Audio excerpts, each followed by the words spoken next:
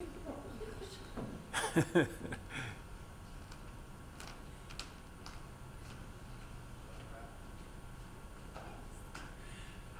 well, I wasn't planning on going second, so, and Nolan, I had to write what I wanted to say. I'm not able to wing it like some of the coaches. I think it might be the teacher in me, probably. But first I'm gonna start with some words from two coaches that could not be here. Sandy Hill sent me a text message, and he listed 10 things about Nolan. Sandy was one of his first coaches and trainers way back when you were little. So number one, he said from the start of the lessons, he was a great listener. Number two, he was always happy to be in a lesson and not afraid to try new techniques. Number three, he unveiled support from mom and dad and support from all the other people around him. Number four, he had a really good pop in his bat at an early age. He learned proper mechanics from the start. Number six, well, being a lefty never hurts. Number seven, he said he always enjoyed seeing you come through the door. Number eight, you were great at taking the skills we worked on to the field. Number nine, you always made great eye contact with Sandy, so he knew you were focused. And number 10, he said your calm demeanor helped him relax, and you relax while learning and practicing. I have a statement from Lenoir-Rhyne. We are very excited to welcome Nolan into the Bear baseball family, as high-end, left-handed pitching is hard to find. He already possesses an upper 80s fastball that will continue to improve as he gets into the program. He has a breaking ball that has proven to get people out consistently, and his natural, competitive nature will always help him succeed at the college level. I believe he has the ability to start or come out of the bullpen and will have the chance to help the Bears right when he gets to campus. Welcome to the family. So like I mentioned, I'm not able to wing it like some others. So I wrote Nolan a letter, and I've kind of gone back and forth as to whether to read it or not, but it kind of sums up his journey. And I'm gonna try not to cry. Dear Nolan, it is 2 a.m. one day before your signing ceremony at Lord Botetourt High School. I lay here thinking back on all the memories over the past 10 years. It seems like yesterday you were getting ready for your first T-ball game. Now, in less than a year, you'll be headed off to college to continue your education and continue polishing and developing your baseball skills. Not sure how this happened, but what a journey it's been and continues to be. For some baseball players, their story only contains a few pages and pictures before it is published. Your story is not ready to be published. It is still being written. New chapters are still being added, and the ending has yet to be determined. It seems like yesterday the writing of chapter 1 began. I guess one could say you were destined to play baseball from the beginning. After all, you were named after the great Nolan-Rhyne. You didn't waste any time figuring out what a baseball was and a baseball bat was.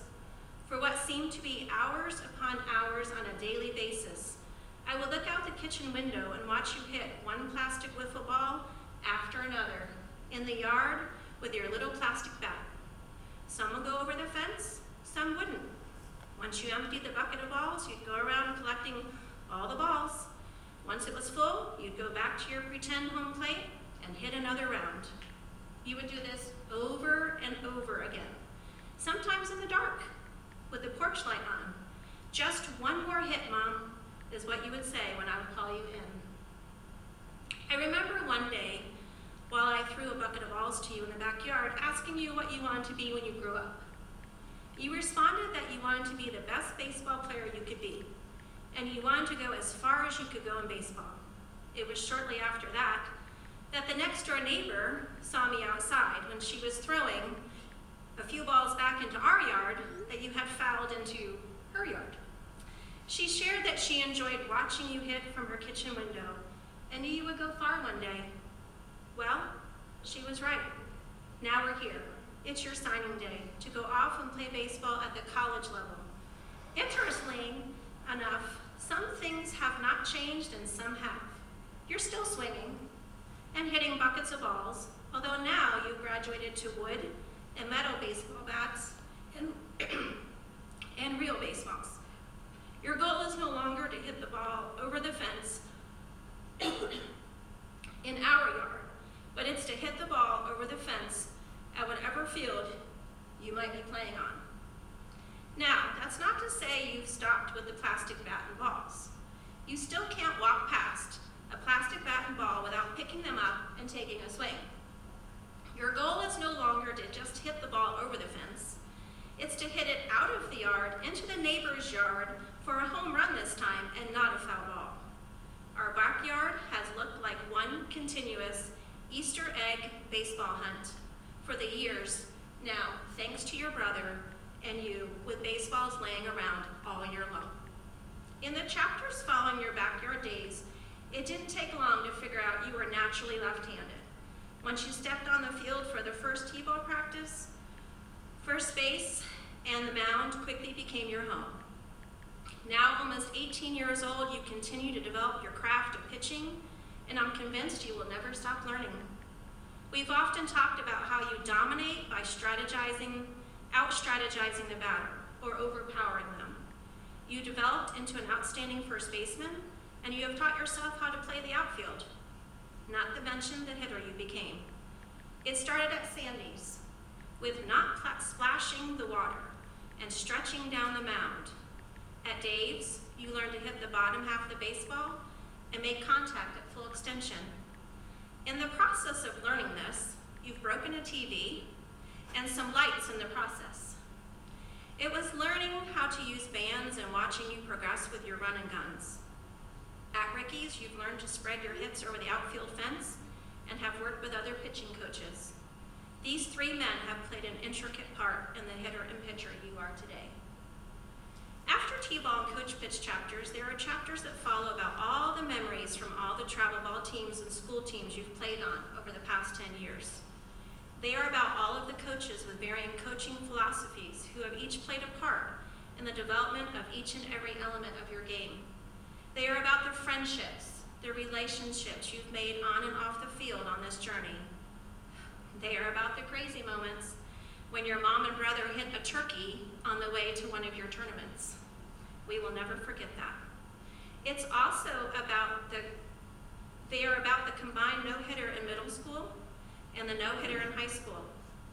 They are about the trips to Atlanta, listening to Taylor Swift, going down the highway, visiting Buc-ee's, and should we mention Nerf wars? I'm still finding Nerf bullets in my car. They are about your walk-offs to win games and your home runs over the fences. They are about the gray hairs you've given your parents and coaches. When you refuse to give certain batters a pitch to hit, so you'd rather load the bases with no outs and work your way out of the inning than let someone get a hit off of you. They are about the uniforms that mysteriously end up in the van or at the house, including a dirty uniform contest on a muddy day at LB, which required a toothbrush to get all the mud out of the buttons. They are about showing up to practice late because you shot a deer and then provided your coach with deer jerky. They are about the season that never happened due to COVID. They are about Badger Blue, Mustang Green, Rattler Black, Reed Mountain Blue, Cave Spring Red, Five Star Yellow, Virginia Spiders Pinstripes, the Team Virginia Blue and Orange, and LB Pinstripes and Retros. Lastly, they are about the championships and victories, and the tough moments of defeat. Each and every detail in these chapters had a purpose and have played a part in who you are today. So now, what will the future hold and what will the future chapters contain? There's no way of knowing, but I leave you with this. Don't forget how you've gotten here today. It's because a little boy had a vision and dreams and believed in himself and baseball. He picked up a bat and ball and started swinging and hasn't stopped. He picked up a glove and a ball and started throwing strikes and hasn't stopped. He picked up a glove and started making scoops and stretch plays at first, and he hasn't stopped. He picked up a glove and started tracking balls in the outfield and throwing players out at the plate, and he hasn't stopped. He picked up weights to get faster and stronger, and he hasn't stopped. We all know this. That's where he lives. He went to a prospect camp at Lenoir-Rhyne to be told he wasn't quite ready for their program, and he needed to continue working on some elements of his game. He did just that, and the next time he went to the prospect camp at Lenoir-Rhyne, he became the first 2024 offer. Your hard work has gotten you here. Yes, there are many people who have supported you, but you took their support, the knowledge they shared, accepted it, embraced it, and used it to get where you are today. Keep swinging. Keep throwing strikes. Keep sitting the batters down. Keep scooping. Keep making great catches. Keep dreaming. But most importantly, keep believing in yourself and being you. Lastly, thank you for making me a baseball mom, and most importantly, a praying baseball mom. I wouldn't trade any of the hours I've spent praying for you on the way to the next game. I wouldn't trade any of the hours soaking and washing uniforms.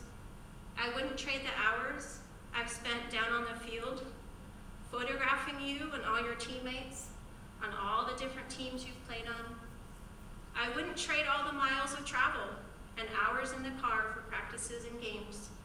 I wouldn't trade the busy long weekends and game nights and all kinds of weather, from snow to rain to wind to sun. Another chapter lies ahead of you in your baseball story. I'm excited to be part of this new chapter. I'm excited to cheer for you and the Lenoir-Rhyne Bears. I'm excited to continue being a praying baseball mom. I won't have to worry about cleaning your uniforms, but don't worry. I still have your brothers to soak and clean. I'm excited about the road trips to Lenoir-Rhyne and to the other colleges you play at. I'm excited to continue capturing the Kodak baseball memories for you and your teammates whenever I get the chance. Don't ever stop swinging for the fences in baseball and in life. I love you, and I'm proud of you. I love you, kiddo. Love, Mom. P.S. Go Bears.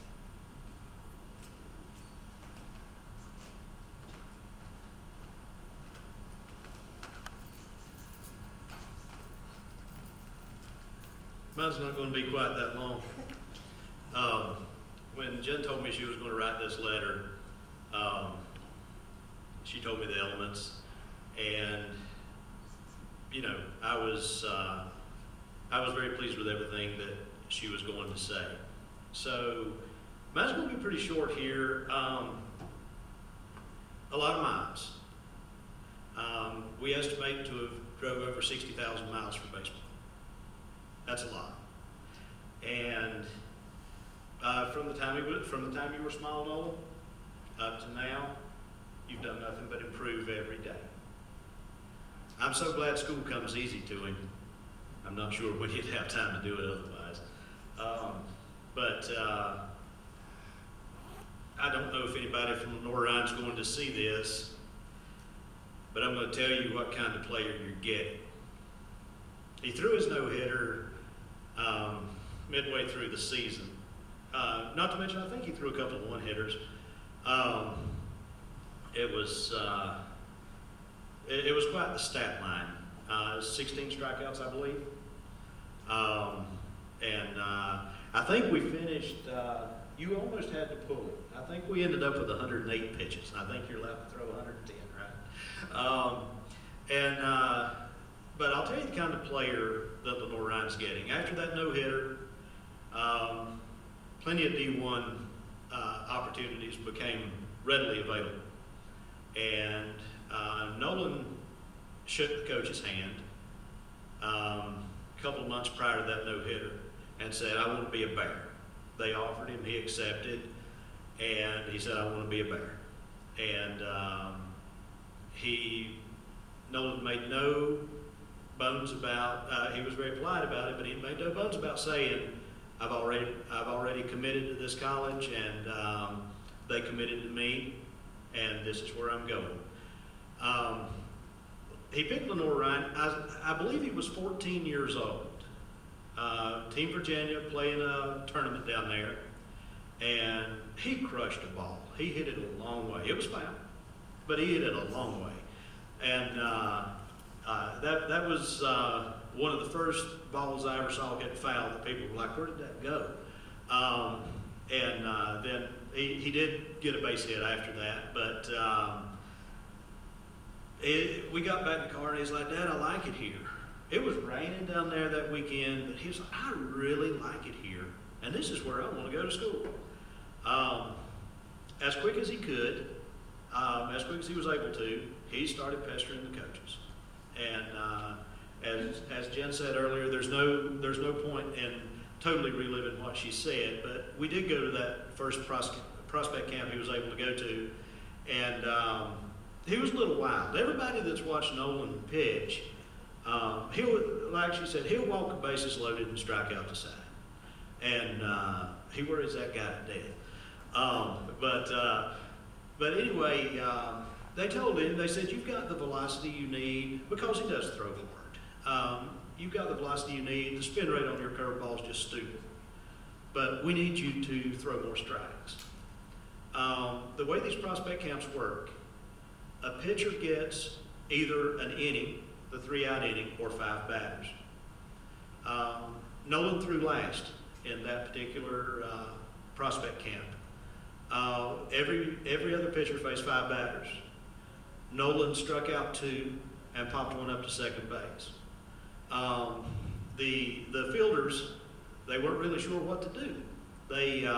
Because they were staying out there, and the coach said, "He's done." So then everybody switched up, and they went to the next phase of the camp. But I'll tell you, bud, I'm proud of you. I mean, we'll probably all cry at some point, but that's okay. I'm going to try to be a man and not do that. But you've made me proud in every which way. You set a good example for your brother, and I fully expect that he'll follow in your footsteps. And I just want to thank you for being who you are. I mean, we're talking about you as a baseball player, but you are an excellent student. No matter what happens after your baseball career in college, I mean, we all hope for more, but no matter what happens, get that degree, enjoy every second you have with it. And then I guess when you can't play baseball anymore, pick up golf. But I am very proud of you, son. Congratulations.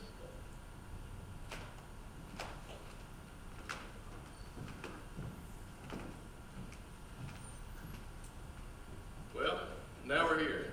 So I just want to thank every single person here for coming out, supporting me, just taking time out of your day to be here for this very special event for myself and my family. So like they've said, my baseball journey started a long time ago, very long. It's probably about 3, 4, something like that. But I started playing organized baseball, and my parents have been, well, T-ball, but yeah. My parents have been the biggest factor in my career and in my life in general. I would not be the man or baseball player I am this day without, well, these 3, even him sometimes. But these 3 people up here have just given me what I've needed. Anytime I ask, there's no questions. "Hey, do you need this?" "Yes, we'll get it done." All the countless miles on all the cars that we've had to buy and sell because they wear out over time. They really do. Supporting me through any stage in life. And I just cannot thank y'all enough for what you provide me on a day-to-day basis. Just through anything. Y'all have stuck through my side anytime I needed it, and I could not have 2 better parents than what I have sitting up here. So just thank y'all so much for everything. I do really appreciate it. So now, that's my parents. The rest of y'all, oh my goodness. We'll start with the front row. Travis, Zach, and Emily, and Garrett, and Rick. We were all same place, the gym. That I found you, and that's what took my career to the next level.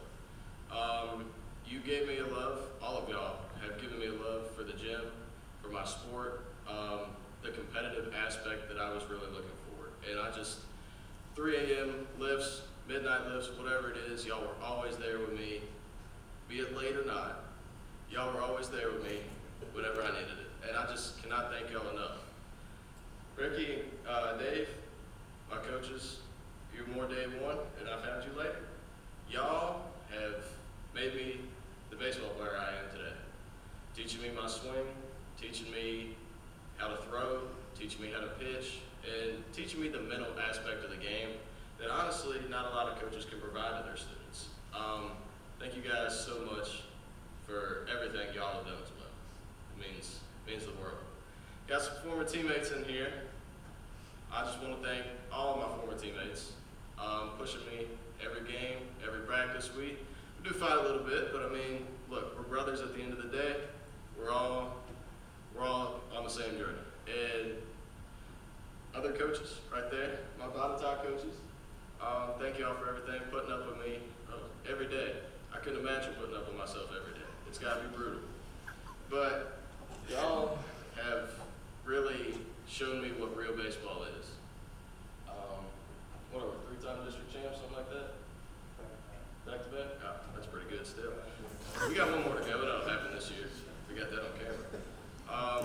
But the job's not finished. Like they said earlier before we came down here, we're only 75% of the way through for the 24 class. We got one more year. So let's ride this out till the very end and just see what we can do. But thank y'all for always being there every day, supporting me, giving us what we need, all that BP. I know your arm feels it. It's got to. And like Dad said earlier, my coaches from Lenoir-Rhyne aren't here, but if they do see that, I really want to thank you for giving this kid from Botetourt, nowhere, a chance to continue his career and become just a better man and player under that organization. So, a couple final words. I'm at a loss of words. I didn't even write anything down. We're just freehanding this. But just thank you guys for everything. The relationships I've built along the way, through anything, through all stages of life, are arguably more important than this college career I have, because that was what's going to carry me through everything. So thank you guys for all you do for me. And I really hope everybody in this room has, or at one point can feel, the happiness that I'm feeling right now. This is legit. This is nice. And I just want to thank you guys for making this moment so special for me.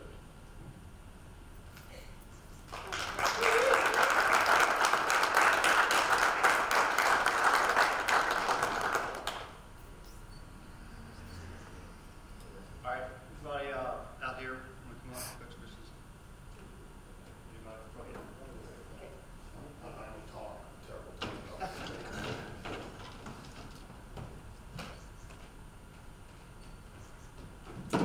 What's happening?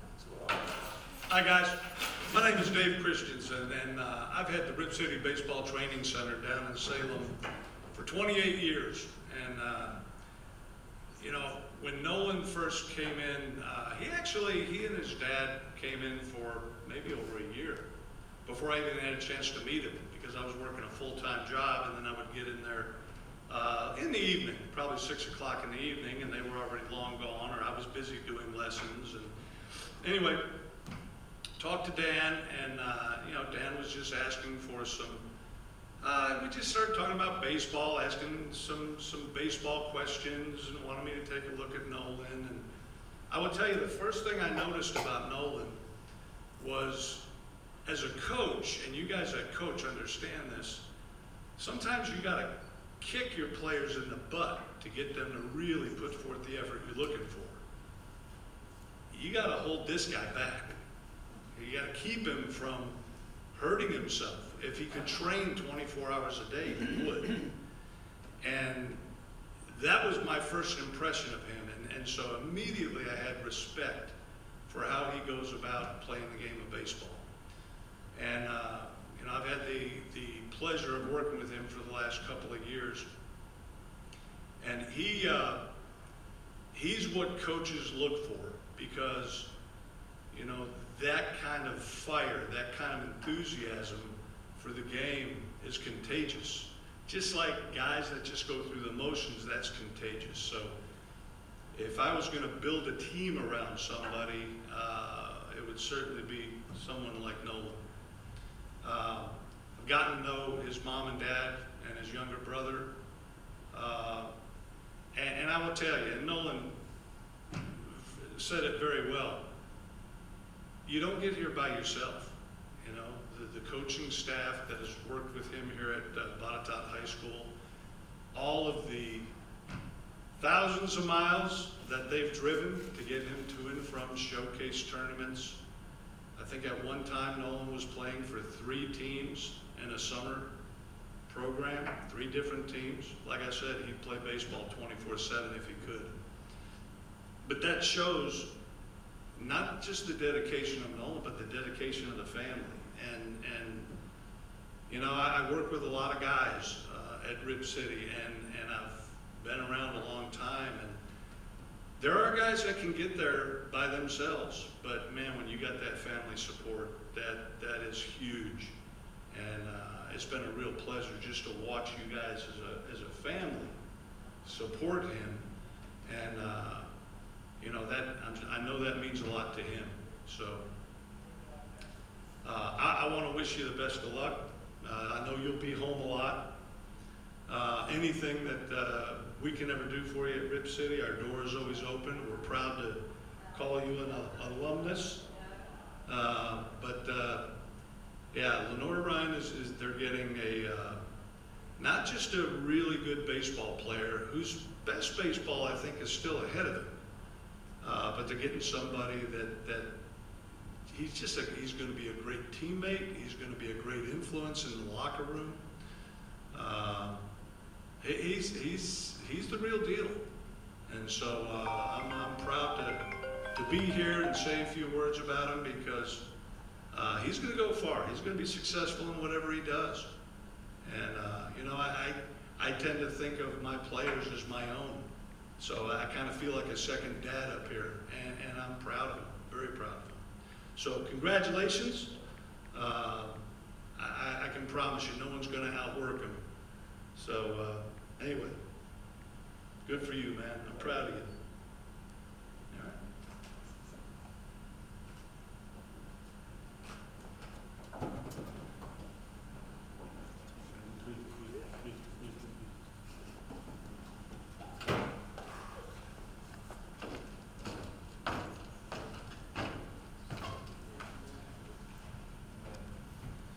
Yeah, so I'm Travis. You know, I was his trainer for a year, and I just want to start off by thanking his parents for giving me the opportunity.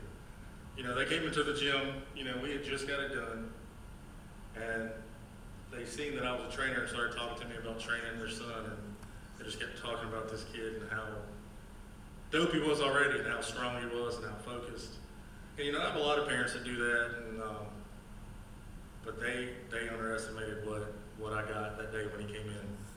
To the point to where, you know, I would give him workouts or I would train him around to check the cameras and text him, tell him to go home. Because he would still be working out and just can't get enough. And, you know, as a trainer, you get to where you want kids like this, and it makes you really love what you do. Because, you know, some days I have people that just show up and go through the motions. But this man inspires me to work out. I mean, I'm going to work out with you. Or, you know, it's just hard to come across a caliber of kid like this. And it started off as a trainer, and you know, I became more of a gym dad or a roommate since he lives at the gym.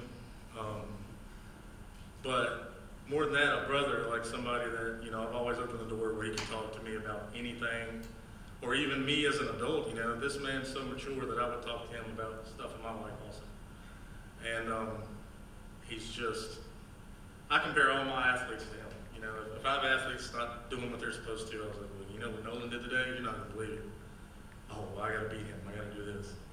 But I should have known, being, you know, I'm a Botetourt native too. I knew what was in him off the rip, just off, you know, what his parents were saying and everything. And to get a part of Easton too, like, you've got a good guy to look up to, and then Chase. You know, you've got a really good rapper to Chase. And from day one, I knew he's going to go far. You know, he's going to do big things. More importantly, he's going to inspire other people. Like, anybody he gets around, I'll have a group of kids working with him, and they all match his energy and his tempo. And that's crazy. Like, he's such a good dude, and I'm glad that y'all let me be a part of his life, part of his movement. I just can't thank y'all enough. You know, and good luck at Lenoir, and just keep doing your thing, man. Keep that same focus through life, because you'll win. So that's all I got, man.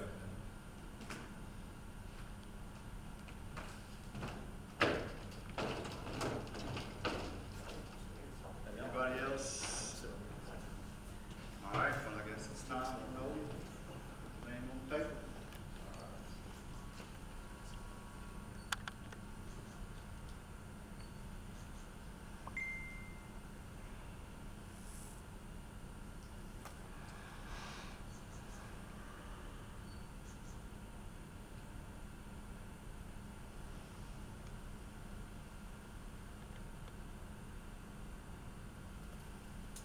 All right, proud of you. You're doing great things.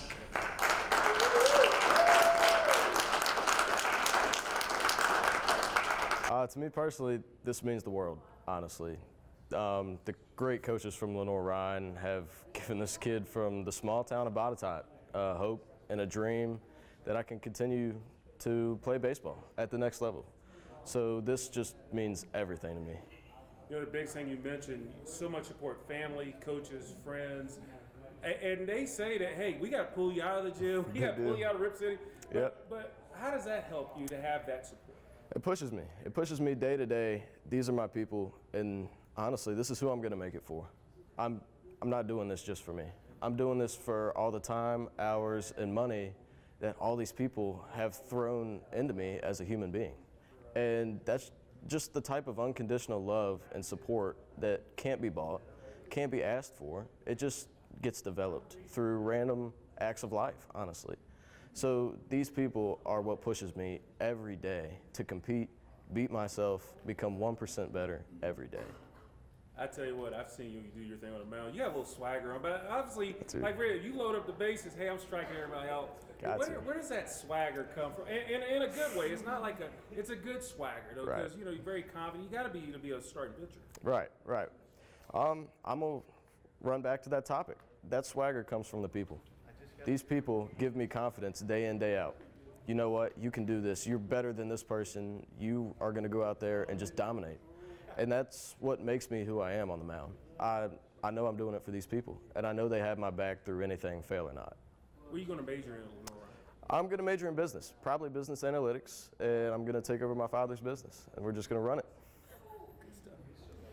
No, I know you were talking about, you know, happiest feeling, doing this and Yes, everything ma'am. like that. Can you just touch on the emotions, you know, putting it pen to paper and everything? Oh my goodness. The emotions were great. There's so many of them. Obviously a sense of pride, a sense of joy. This is just a lifelong dream for me, just come true. And we have this great day to recognize it, and just put the pen to paper and make it happen.